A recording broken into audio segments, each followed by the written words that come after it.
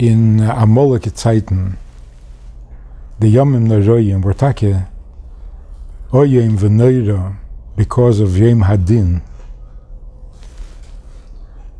Maybe then it was take.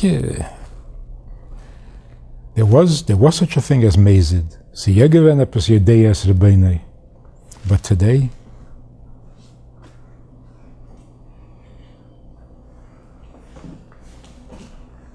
it's not shaykh. On the other hand, the Maila of this generation, because there has to be, Yeridas Hadeiris is one side.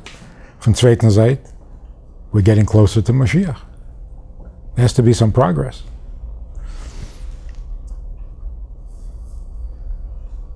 V'haraya, Kabbalah was nizgala to the public in recent times. Chassidus came, which is a gili eir in our time. So it's not all Yerida. The person is getting lower. Torah is getting higher. The world is getting higher. People are getting lower. So it says in Tanya that there's a tzaddik she'enei gamur, and there's a tzaddik gamur, and then there's the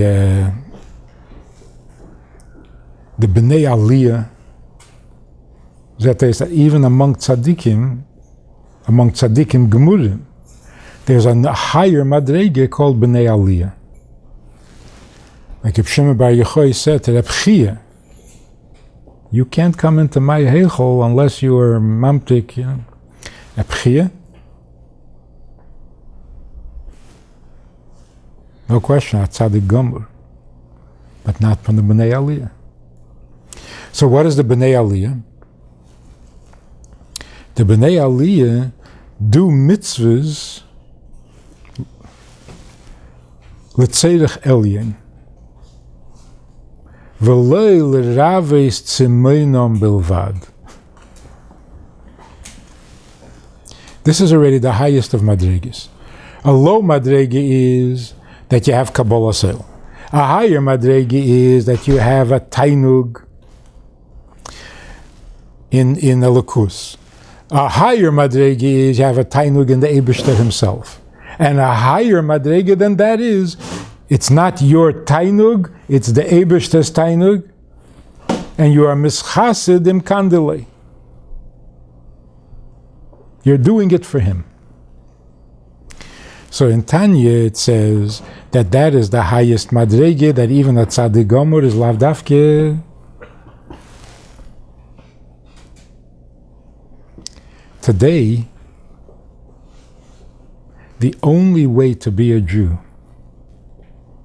is to be from the Bnei Aliyah.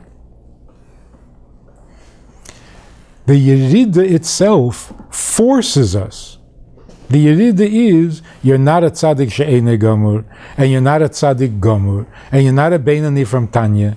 No, you have no breda, you have to be from the Bnei Aliyah. That's how it works. The lower you go, the closer you get to the etzem. So as you lose your talents, you lose your tainug, and you lose your ava, and you lose your yira, and you lose every... If was bleibt. If the Eibishter needs a mitzvah, I'll do it. Was will ich haben von him? Ich weiß nicht. Gan Eden, certainly not.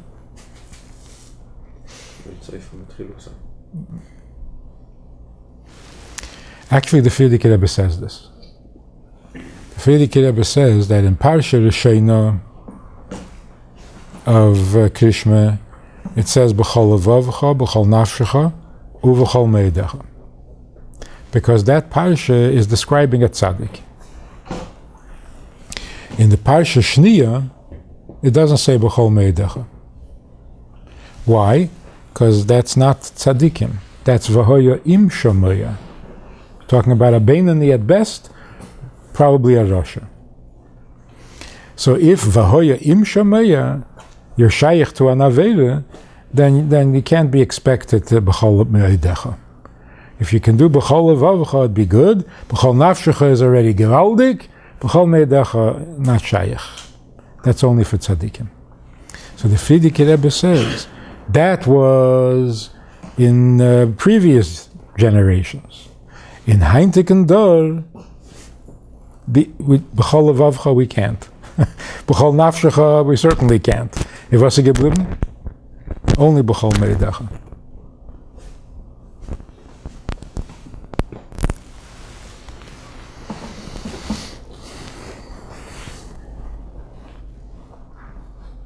What is b'chol meidecha?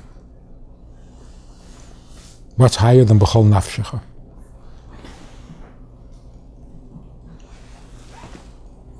B'chol nafshecha afilu neit limis nafshecha. What can you do more than that?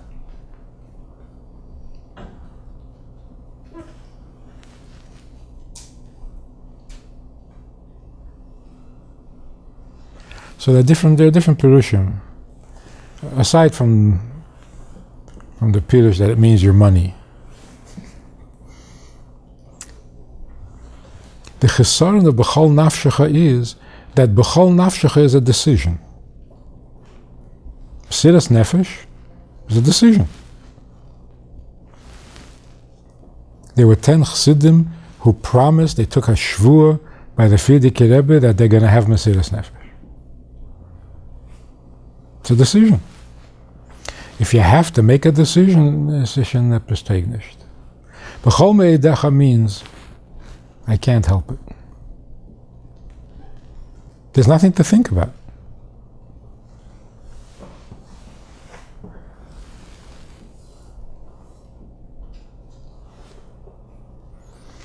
What's the story of Nasana Tekev?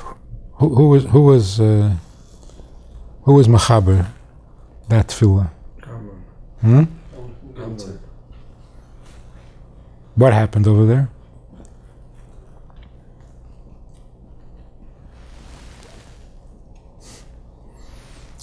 He couldn't forgive himself that he said, I'll think about it. Yeah? He was told as a Shmaden.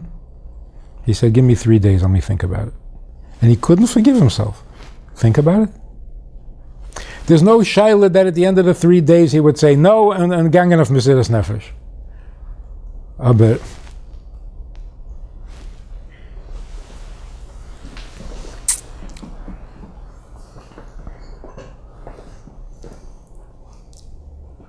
so b'chol meidecha means ich ken nicht.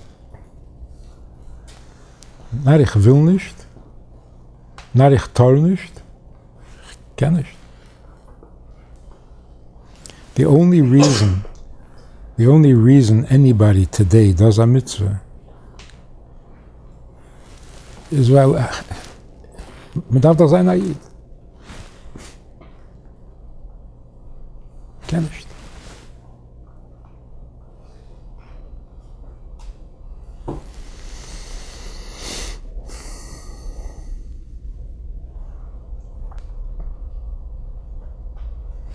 You hear stories.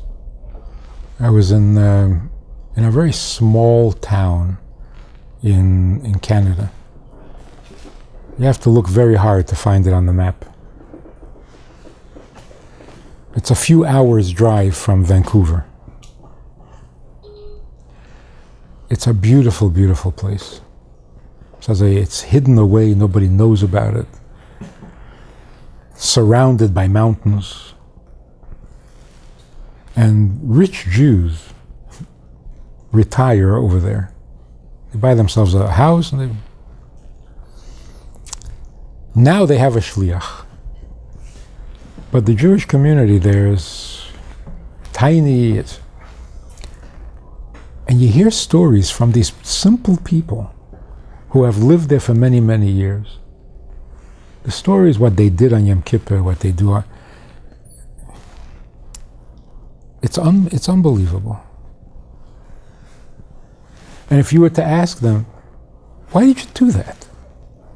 There's one guy refused to work on Shabbos and he lost his job. And a ganze meise that the company later suffered and they came back to him. You gave up your job because you didn't want to work. Why'd you do that? They're not religious. They never went to yeshiva. They don't know how to daven. Why'd you do that? And they'll at first they'll say, well, I wasn't going to let him tell. Why? Bottom line,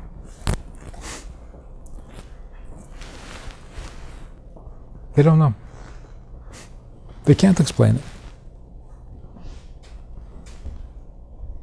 But one after the other, one story after another.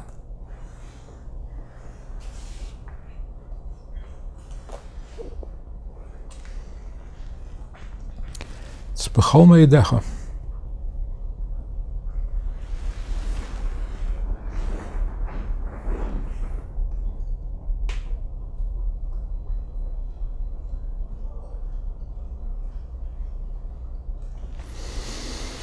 So Rosh Hashanah, the theme, the teichen, the pnimis the teichen is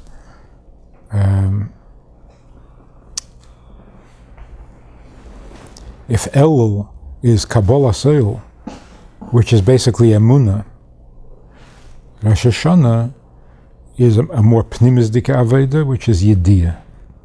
V'yeda kol pa'ul ke'ata pa'alti. V'yovin kol yitzur ke'ata yitzarti. It's not enough that they should have emunah. The world needs, Mashiach needs, v'yeda kol pa'ul. Yediyah and Havana.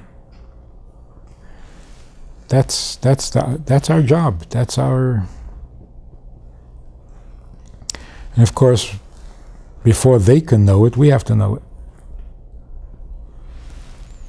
So Baruch Hashem, there's an amazing increase in the interest in knowing Chassidus. To take and know.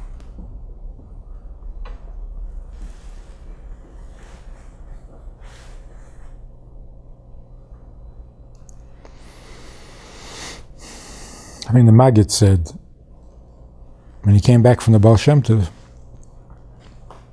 he said, now I know that there's an Eibishter. So they called in the maid and asked the maid, who created the world?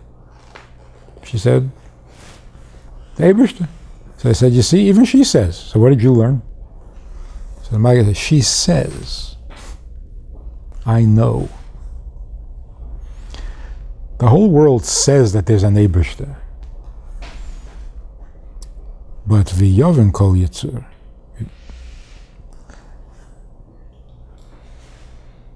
Yediyah and Havana.